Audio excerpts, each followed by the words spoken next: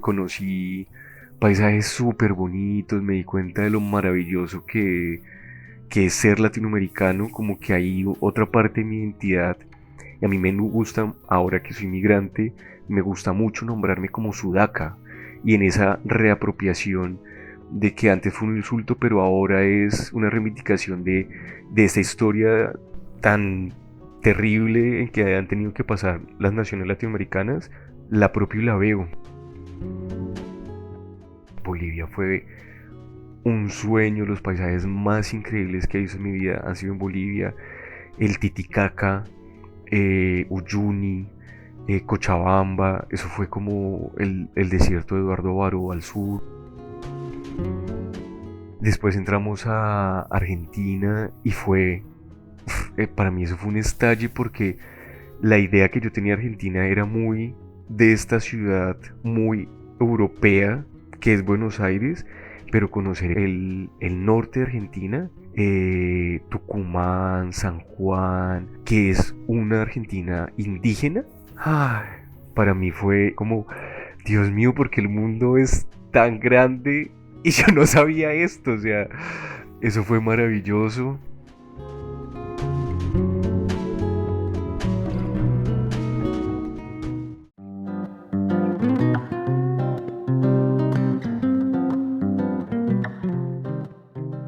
En el episodio anterior narramos la primera parte de la historia de Said. Si todavía no lo han escuchado, les recomendamos que dejen este episodio y escuchen primero el anterior. Yo soy Paola Cadena y esto es Recordarte, un podcast donde la vida es una historia y la voz, el acontecer sonoro de la memoria.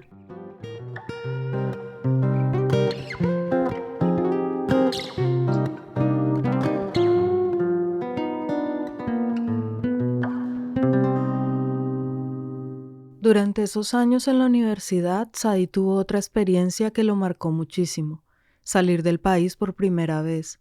Como buen buscador, ha perseguido toda su vida experiencias que al vivirlas lo enriquezcan y lo transformen. Por eso un día decidió que se iría con su novio de aquel entonces a recorrer parte de Sudamérica por tierra. Había conseguido un trabajo de muy pocas horas en una biblioteca y con lo poco que le pagaban ahorró lo que pudo. A última hora se les unió al plan su hermana Indira y viajaron los tres un 31 de diciembre con muy pocos recursos económicos, pero con toda la ilusión y la voluntad de ver a través de los otros, de vivir cada lugar y de aprender de cada cosa que encontraban. De todo ese recorrido que hicieron con tan poco dinero, pero que lo hizo tan feliz, Said recuerda con especial cariño y asombro dos momentos, uno en Bolivia y otro en Perú.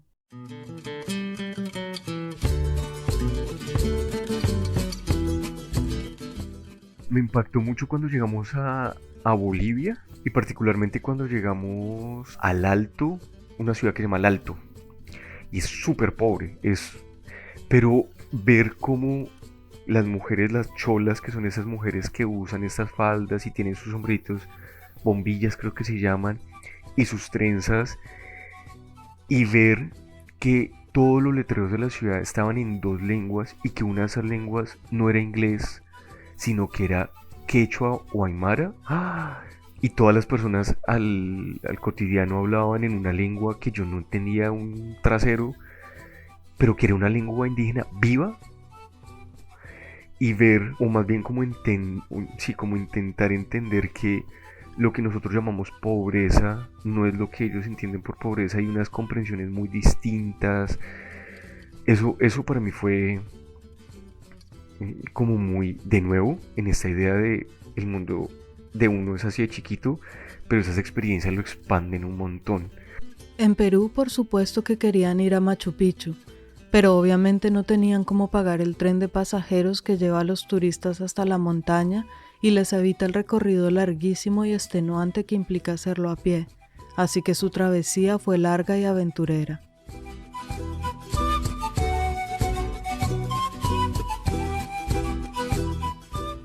Y entonces nosotros nos fuimos caminando desde Cusco hasta Machu Picchu por las vías del tren.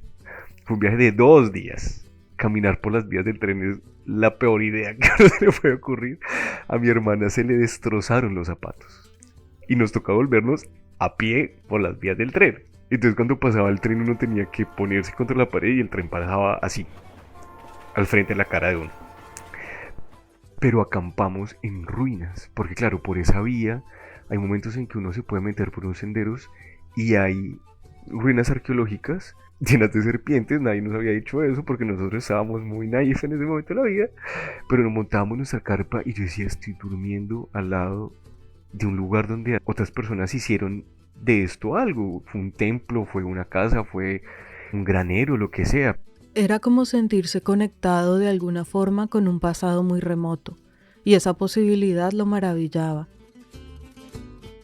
El recorrido siguió y además de la caminata hasta Aguascalientes, la base de la montaña, tuvieron que subir también esa gran altura a pie, porque tampoco tenían para pagar el bus que sube a las personas. Así que siguieron su travesía, alimentados a punta de polen, un alimento energizante y hojas de coca para resistir. Cuando por fin llegaron a la taquilla, no sabe muy bien si de la emoción o del cansancio, seguramente un poco de las dos, Said se desmayó. Yo me acuerdo que yo llegué, me subí y yo dije, es una cosa increíble. O sea, Machu Picchu para mí fue como, desde la base de la montaña uno no ve nada. O sea, es como, pero ¿cómo coños se subieron estas piedras hasta acá? Y puf, me desmayé. Se me fueron las luces, me desmayé. Y cuando bajábamos, nosotros acampábamos ahí en Aguascalientes y teníamos que salir al otro día súper hiper temprano para que no nos cogiera el sol porque era una caminata muy larga y se nos quedó la cámara fotográfica en donde acampamos. Entonces fue como, bueno, los recuerdos quedan en el corazón porque no tenemos un solo recuerdo de eso. Finalmente llegaron a Buenos Aires y el alma migrante de Said se enamoró de esa ciudad. La disfrutó muchísimo y se dijo a sí mismo que ahí tenía que vivir algún día. El viaje de regreso fue express porque literalmente ya no tenían dinero para detenerse en ningún lugar. Así que en una semana viajaron de Buenos Aires a Bogotá, bajándose de un bus y subiéndose a otro. Al poco tiempo de su regreso, Said pidió un intercambio académico con la Universidad de Antioquia, otra región de Colombia, y allá vivió en Medellín con su novio durante un año. Esa fue la primera vez que salió de su casa materna, y luego, cumpliéndose esa promesa que se había hecho en Buenos Aires y siguiendo ese impulso de movimiento y búsqueda que lleva por dentro, pidió otro intercambio, pero esta vez con la Universidad de Buenos Aires. Se fue a estudiar un semestre allí y terminó quedándose un año completo, pues al terminar sus clases consiguió trabajo en un call center y así alargó su estadía.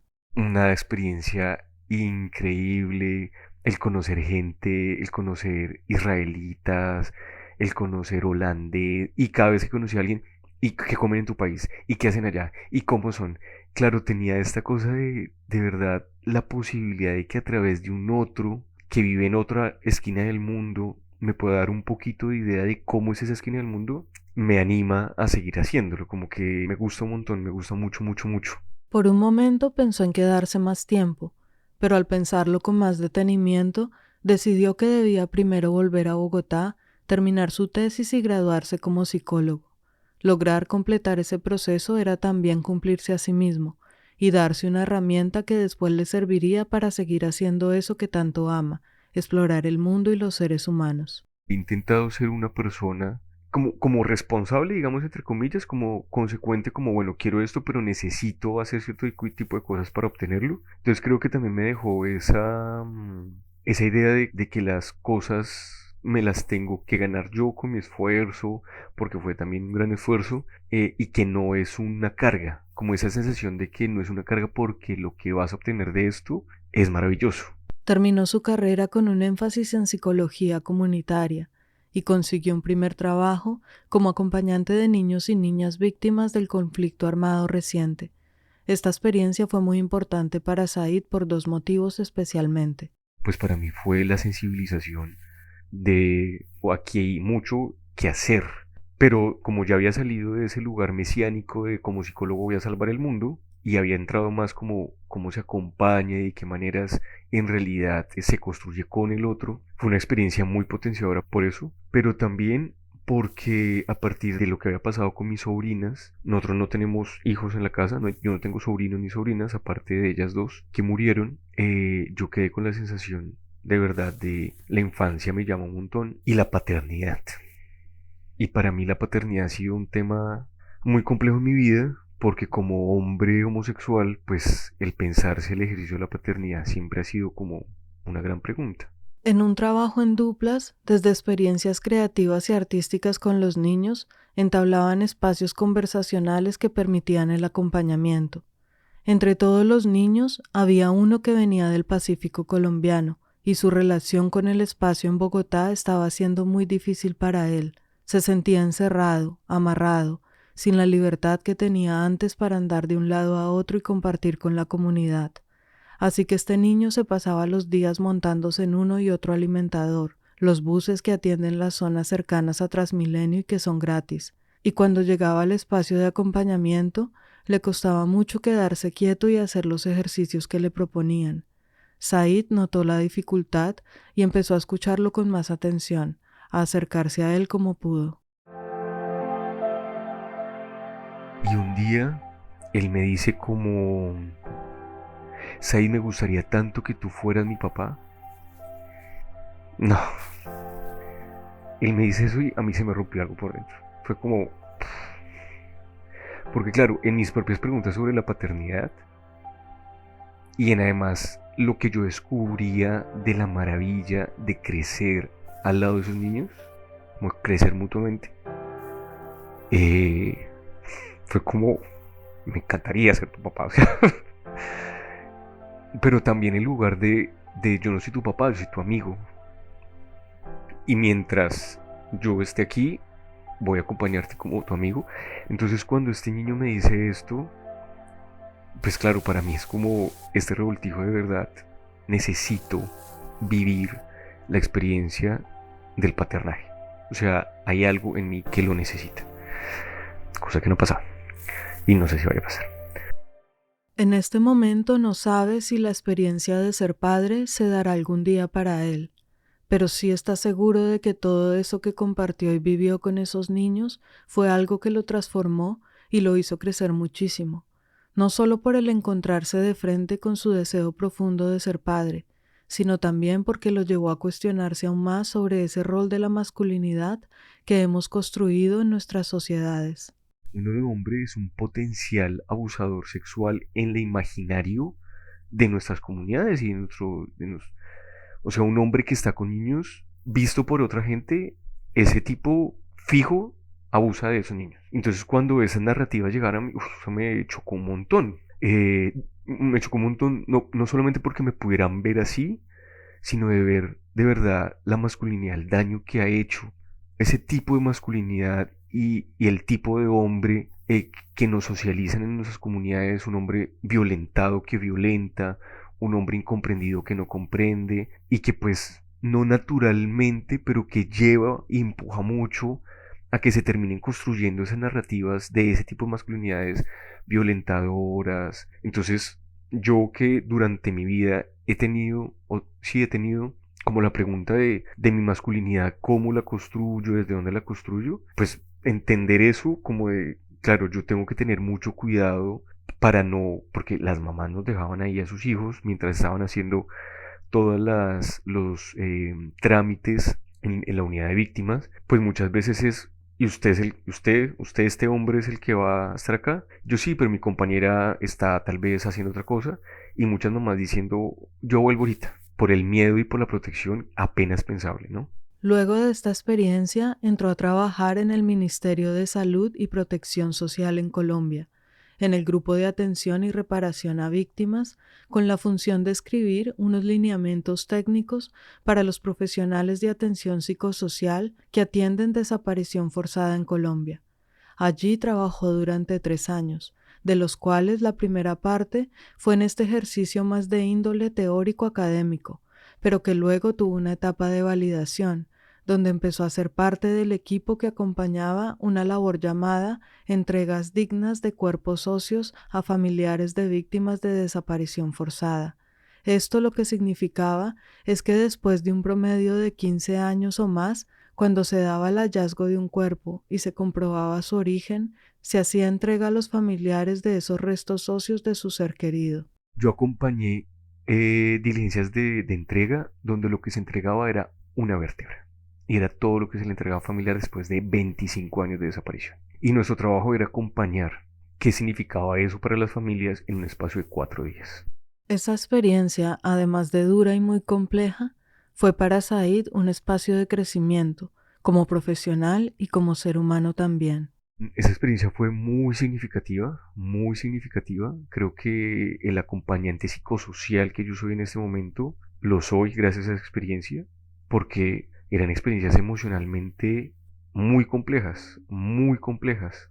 Pero en paralelo, como que todas esas herramientas que había tenido me sostenían a mí. O sea, el yoga, si en la mañana levantándome a las 5 de la mañana no hacía yoga para sentir que me preparaba, sentir que me entonces siento que fue justamente de estas cosas que me permitían seguir acompañando. Yo en ese momento de la vida todavía tomaba yagé, entonces como que sentía que al menos una vez al mes podía como ir a profundizar allí en cosas. Con este trabajo, Said conoció la mayor parte del territorio colombiano.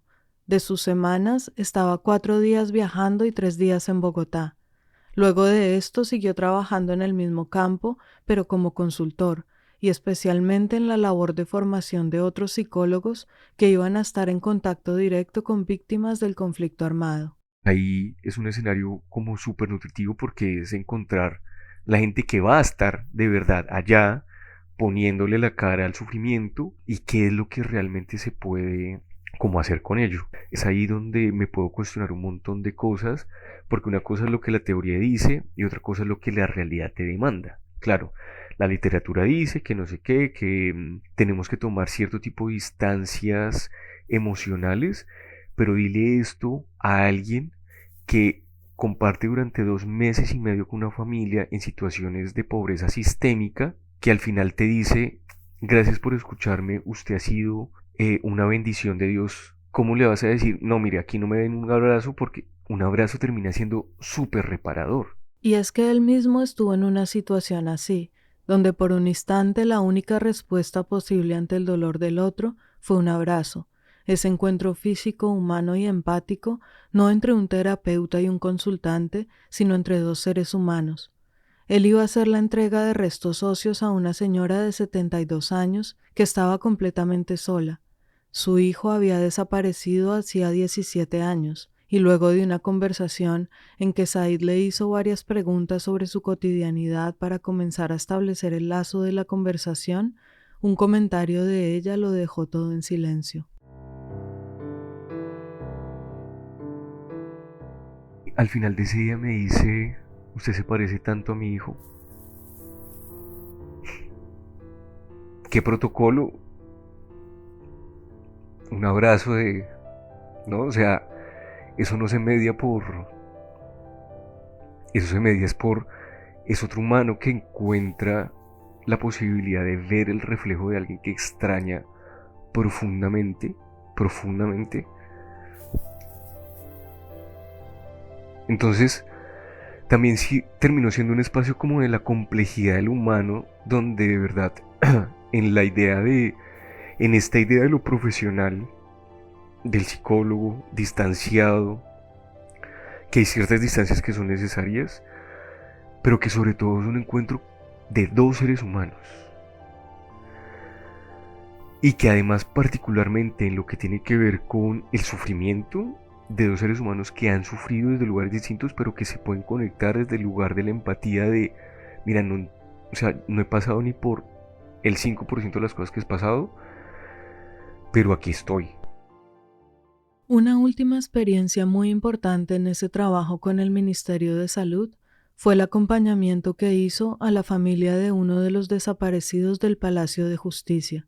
En 1985, el grupo guerrillero M-19 se tomó el Palacio de Justicia en el centro de Bogotá, reteniendo como rehenes a muchísimas personas. El ejército de Colombia, por su parte, hizo caso omiso a las peticiones de negociación de los guerrilleros e intervino directamente con un ataque armado. Ese día, además de todas las víctimas mortales, dejó una larga lista de desaparecidos. Años después, la Corte Interamericana de Derechos Humanos en su sentencia contra el Estado colombiano reconoció que había sido desapariciones extrajudiciales orquestadas por fuerzas públicas y que por tanto el gobierno de Colombia tenía obligaciones de reparación con estas personas, aunque sus cuerpos nunca hayan sido encontrados. Esta orden de reparación llega 30 años después de la desaparición, y Said estuvo entonces en el equipo encargado de acompañar a algunas de estas familias como parte de esa reparación. Por supuesto, él era consciente desde el comienzo que la idea de hacer un acompañamiento psicológico 30 años después de la tragedia era, en su concepción más general, un sinsentido. Nos decían las familias, ustedes entienden que esto no tiene sentido, que ustedes vengan acá a escuchar, o sea, necesitamos ser escuchados. Hace 30 años teníamos que haber sido validados en nuestras luchas. Hay padres que ya murieron y nunca supieron qué pasó con sus hijos y nunca supieron que el Estado dijo, sí, nosotros tuvimos responsabilidad en esto. ¿Uno qué hace frente a eso? O sea, sin embargo, fue una experiencia muy bella. Y fue muy bella porque Said prácticamente tuvo que despojarse un poco de su papel de representante del Estado para decirle a las personas de esta familia, aquí estoy, sé que es tarde, sé que es absurdo, pero aquí estoy para ustedes.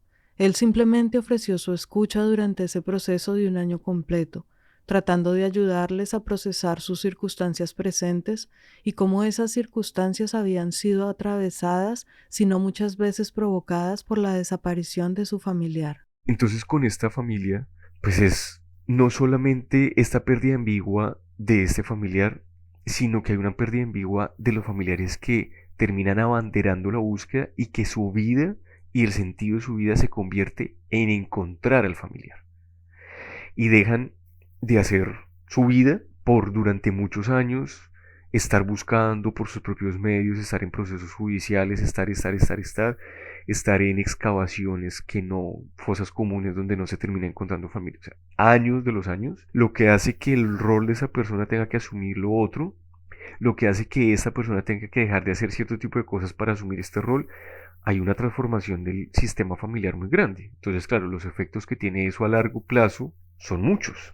Al terminar ese año de encuentros semanales entre la familia y Said, él les propuso que hicieran un almuerzo para despedirse. Se ofreció a cocinar un plato vegetariano para ellas, que eran todas mujeres, y así hacer una especie de cierre más humano y menos oficial a ese proceso en que las había acompañado. Y el recuerdo que tengo de ello es como, qué lindo sentir que hice parte de la cotidiana de la vida de esta familia durante un tiempo. Y yo aquí no resolví nada, yo no quité aquí nada, yo no puse nada, pero ser parte de esa cotidianidad es reconocer en esa cotidianidad como lo que han hecho de la vida a partir de eso y la gran fuerza y valentía que significa llevar esa carga de ser los familiares de los desaparecidos del Palacio de Justicia. Qué impresión. Y fue bonito también sentir la respuesta de ellas y también al final como me veían ya con ojos de veo a Said. No veo al psicólogo del ministerio, sino veo a Said. Y eso es muy lindo. O sea, termina siendo... Ven a... Tengo la hipótesis de que en los momentos en que, como en los procesos de acompañamiento terapéutico, el clic de ese lado y de este lado, es decir, de la persona que consulte y del profesional, y es que se ven como humanos, ahí la cosa cambia. Y eso no lo enseña la academia. Eso no lo enseña la academia. Mientras Said trabajaba, aprendía y crecía como profesional, en su vida personal también estaban pasando muchas cosas. Un día se iba de campamento con un grupo de amigos, y uno de esos amigos le dijo que iba a invitar a otro que quería conocer gente nueva, y Said no le vio ningún problema. El punto de encuentro era su casa, así que la forma en que Jason, así se llamaba el chico nuevo, llegó a la vida de Said fue que literalmente apareció una mañana timbrando en su puerta.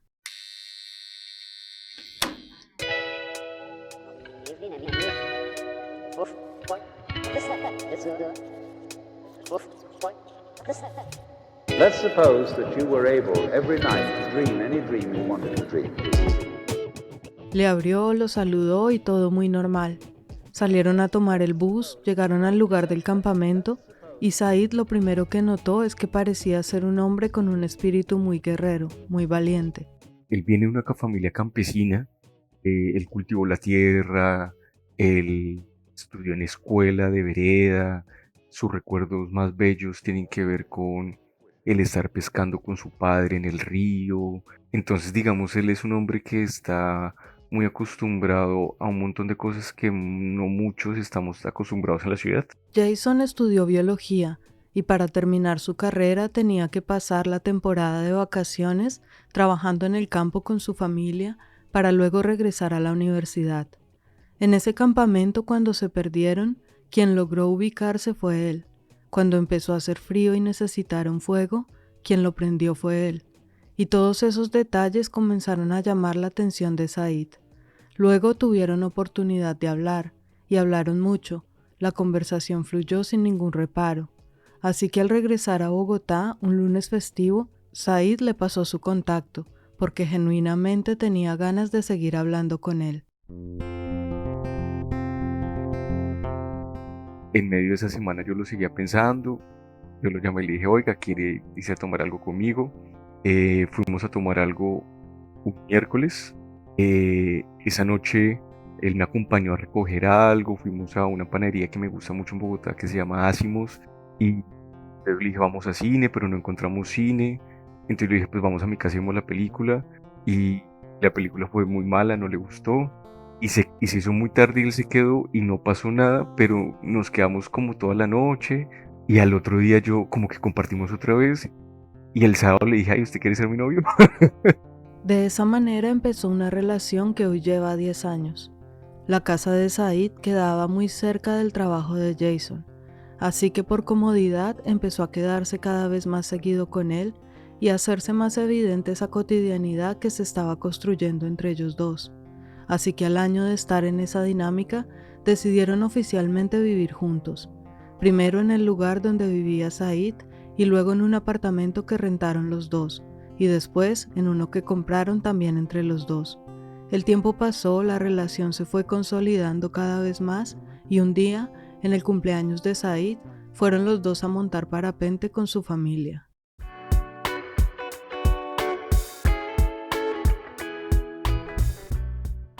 Yo uso anteojos y yo de lejos no veo muy bien.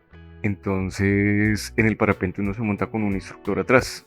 Y entonces pues el instructor le va hablando a uno y pues el acompañante le va hablando a uno. Y el tipo me hace preguntas, ¿con quién vino? No, yo vine con mi familia, con mi pareja. Ay, ¿y hace cuánto está con su pareja? Y yo no, hace tanto tiempo. Y la, ay, y ve eso de allá, yo no veía nada porque yo sin gafas no veo nada. Y entonces yo decía, pues veo como, había algo en esa montaña, pero yo no veo bien. Y entonces, claro, el tipo trataba de acercarse lo más posible, pero pues me imagino que había unas condiciones que no permitía que se acercara tanto. Pues claro, Jason había pedido que con unas letras gigantes dijera gato, porque él me dice gato, gato, ¿te quieres casar conmigo? En la montaña. Y pues cuando aterricé, pues estaba él ahí, se arrodilló, me pidió matrimonio por tercera vez y yo le dije, bueno, está bien.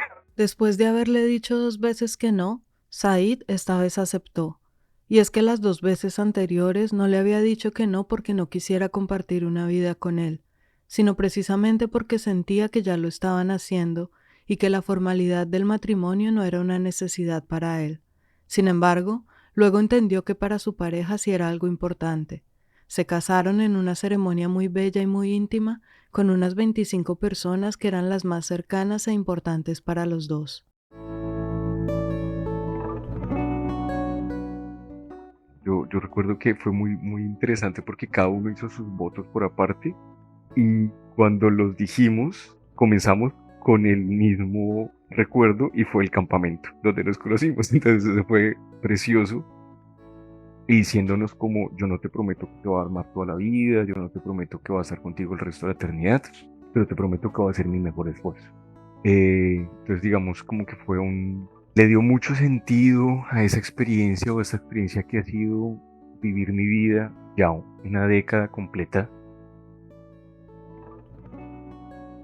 Un tiempo después, Said y Jason decidieron poner en marcha un plan que ya habían discutido, y era que en algún momento querían migrar al extranjero y querían que en ese destino se hablara una lengua diferente al español y al inglés.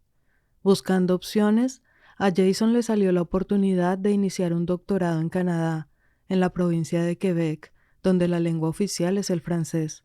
Una vez tomaron la decisión de viajar, Said aplicó un programa de maestría en la misma ciudad y así salieron juntos de Bogotá el 2 de agosto del 2021. Este proceso migratorio ha sido para Said un proceso muy fuerte tanto al interior de sí mismo como en su relación con el mundo.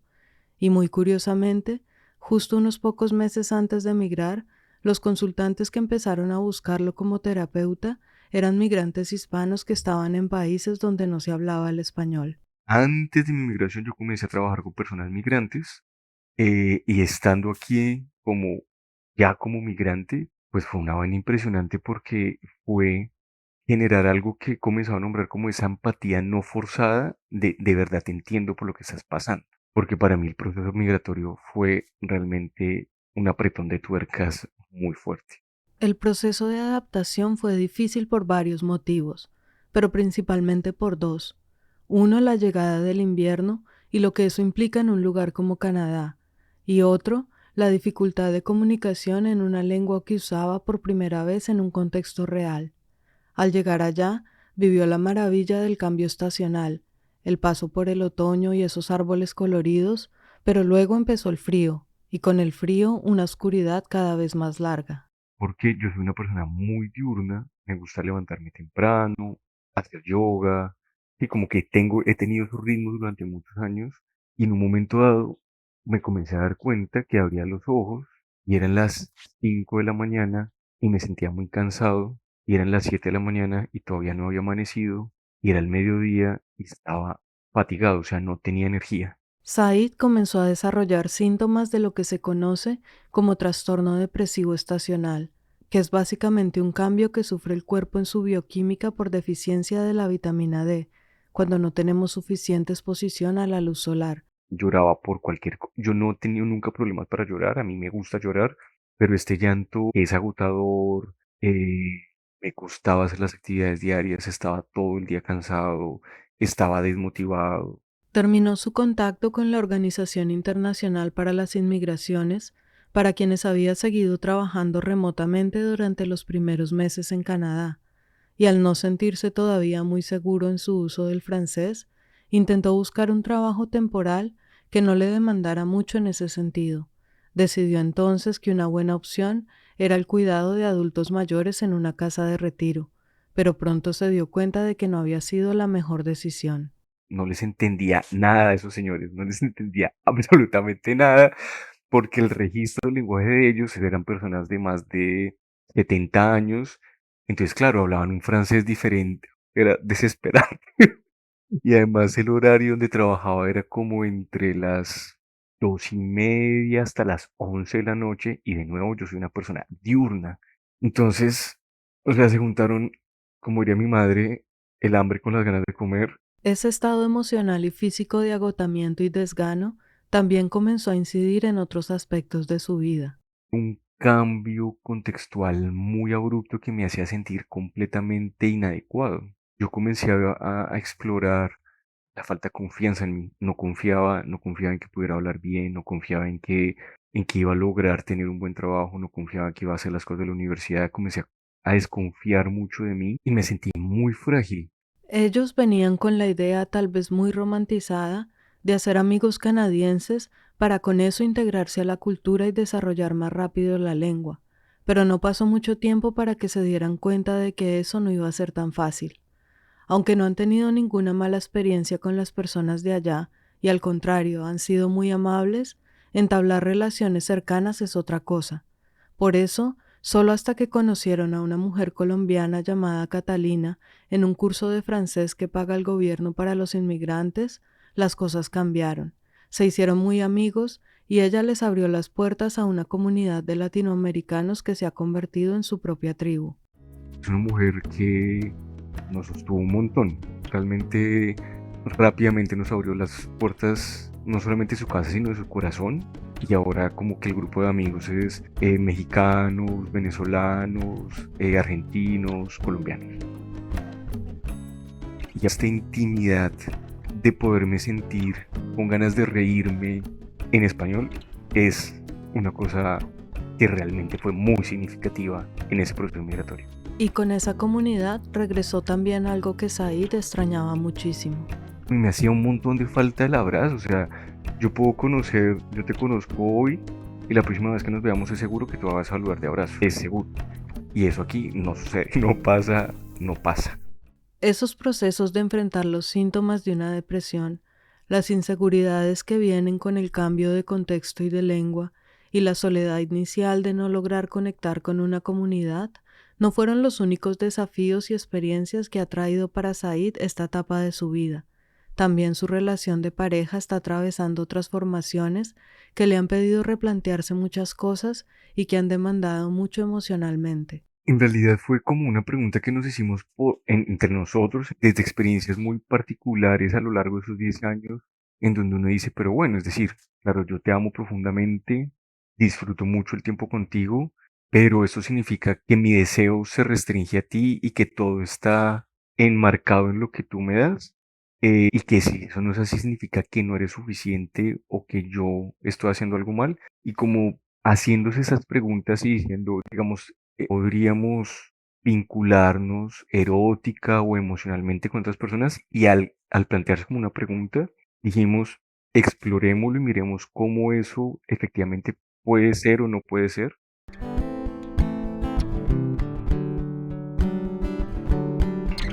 Decidieron explorar lo que sentían, lo que era posible para ellos y lo que no, y fue entonces cuando apareció en sus vidas Gabriel, un canadiense a quien Jason, el esposo de Said, conoció inicialmente y con quien comenzó a salir. Luego Said lo conoció y salió también con él, y así, pasado un tiempo, y mediados por la sensación de seguridad y de amor que iban encontrando, decidieron comenzar una relación de 3, más conocida actualmente como una relación poliamorosa. Comenzamos a intentarlo y pues en este momento estamos juntos. Digamos que ahí fue como llegamos a una relación donde todavía estamos muy contactados con lo que eso nos significa, como las inseguridades que pueden emerger alrededor de ello, pero queriendo también como un acto de amor reconocer el bien que le hace cada uno de nosotros al otro. Como esto es bonito, esto es sano, esto es consensuado, esto es un acto real de amor, ¿no? Como en los diálogos hablamos mucho de esto, y pues desde ahí, ¿por qué no? Es explorar de la mano del amor y preguntarse si las formas tradicionales que nos han enseñado son las únicas posibles. Ha sido una experiencia compleja, transformadora y valiente, una que lo hace seguir creciendo como persona, descubriéndose a sí mismo por dentro y en su relación con el mundo. Esta es la experiencia que hoy transita de la mano de Jason y Gabriel y en la que los tres siguen observando y observándose, entregando y recibiendo amor, preguntándose, hablando y transformándose.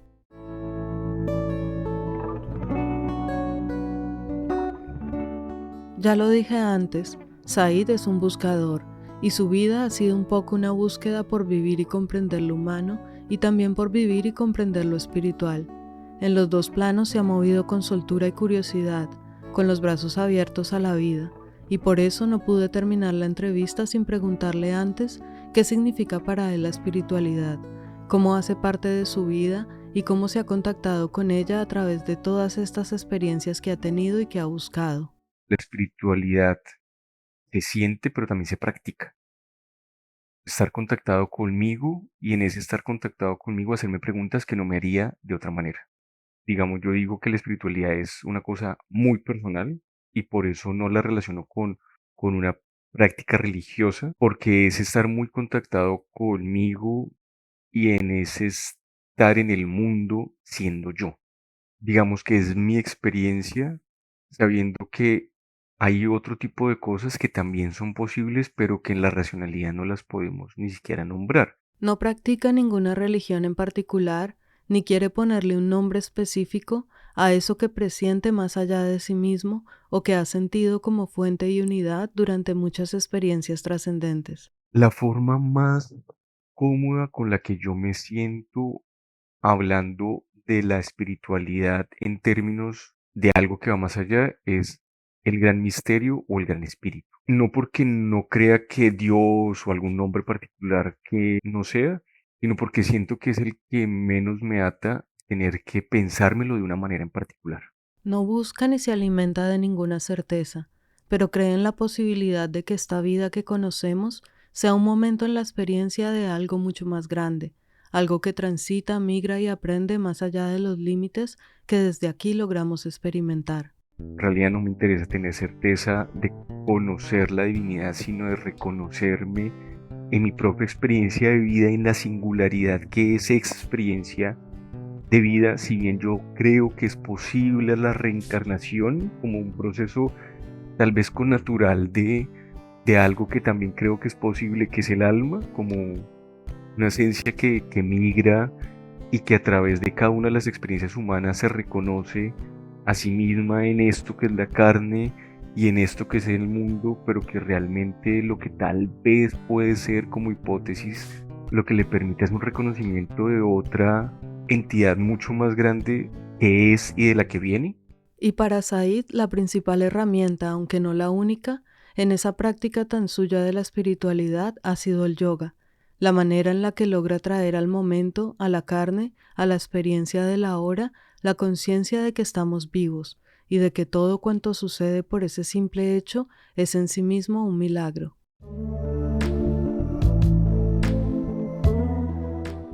El yoga ha sido como ese recuerdo de que en algo que en un gesto, tal vez para algunos tan banal como simplemente estar de pie y estar atento a cómo están las plantas, si los dedos de tus pies están abiertos, si la planta del pie puede estar en contacto completamente con el suelo y sentir que la columna vertebral realmente tiene cierto tipo de alineación que te permite estar de pie como un milagro en sí mismo. Eso me recuerda que soy un ser espiritual, porque esta configuración tan particular pasa aquí y ahora, y es todo.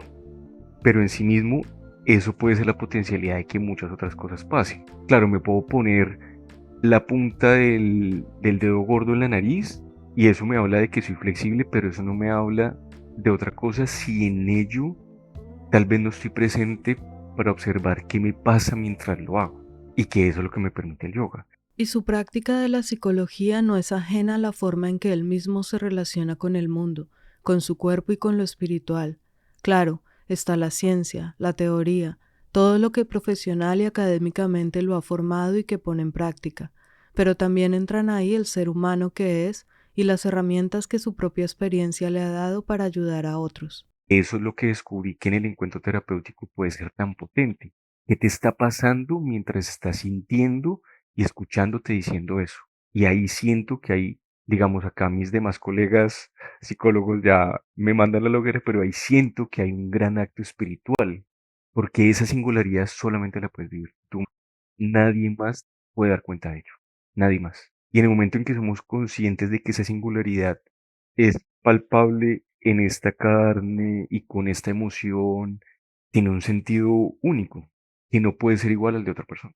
En esa cadena de aprendizajes que ha ido teniendo, hubo otro que fue la astrología, una herramienta que encontró hace años y que lo maravilló. En algún momento la descubrió y decidió estudiarla a fondo, así que encontró un maestro que le enseñó lo que quería saber. Y uno va un poco más allá de la astrología de cómo ha llegado a Occidente.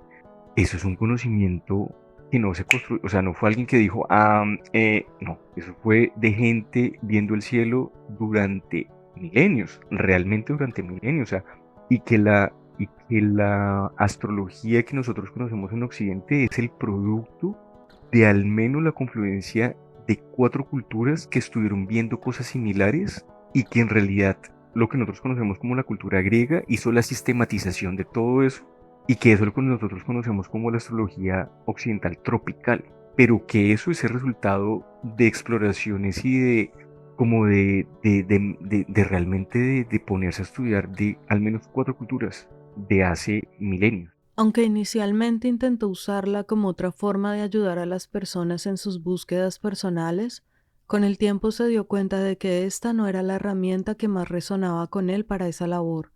Descubrió en la experiencia que muchas personas que buscan la guía de un astrólogo están a la expectativa de recibir algo que él no podía o no le interesaba ofrecer. Mucha gente se acerca a un astrólogo buscando un adivino, alguien que les prediga las venturas y desventuras que les esperan en el futuro. Pero no es así como Said entiende esta herramienta, y es por ello que no la ofrece ya como parte de su acompañamiento. Se me dificulta mucho, digamos, nombrarme como astrólogo. En realidad nunca me nombré a mí mismo como astrólogo, siempre dije, yo soy psicólogo, utilizo esta herramienta y mi enfoque es este. Yo no te voy a decir cuándo te vas a morir, yo no te voy a decir si te vas a casar o no, vamos a hablar de otras cosas.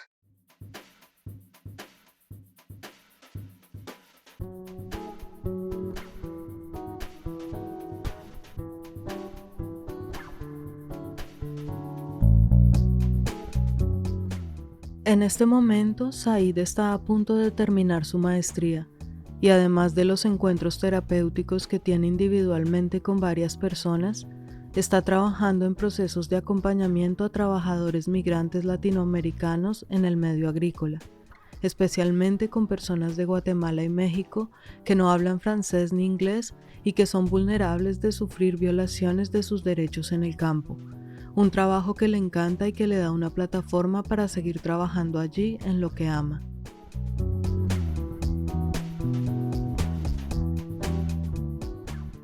Y así llegamos al día de hoy en la vida de Said. Un hoy que fue el 20 de febrero del 2024, cuando terminamos la entrevista. Un Said sonriente que se la lleva bien con la vida y que desde muchos rincones de su existencia sigue corriendo detrás de los pájaros. Este Said, viendo como hacia atrás, pues por un lado me siento muy contento por el sujeto que soy en este instante. Me siento muy orgulloso de haberme dado como la oportunidad de muchas cosas. Me siento muy rodeado de amor, o sea, mi familia, mis padres, mis hermanos, mis hermanas, mis amigos, mis amores. Como que me siento que he estado toda la vida como muy protegido por todo ese amor. Y también me siento como muy agradecido porque en el rol que en este momento a mis 37 años ocupo, es un rol que disfruto además. Me gusta hacer lo que hago, me gusta escuchar, me gusta preguntar, disfruto un montón cuando las personas tienen esos clic y sentir casi que puedo acercarme a la experiencia de cómo se siente eso y que me compartan cómo se siente para yo poderlo sentir un poco más. Disfruto demasiado el ser psicólogo. Me encanta. Gracias a ti por escucharme, por cambiar de rol.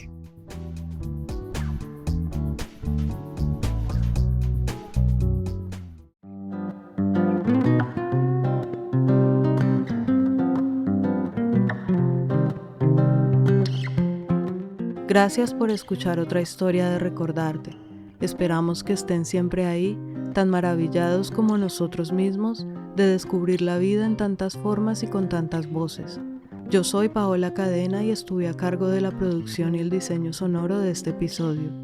La edición del guión es de Nidia Herrera y Mike Forristel produjo toda la música original. Nos escuchamos en 2 semanas.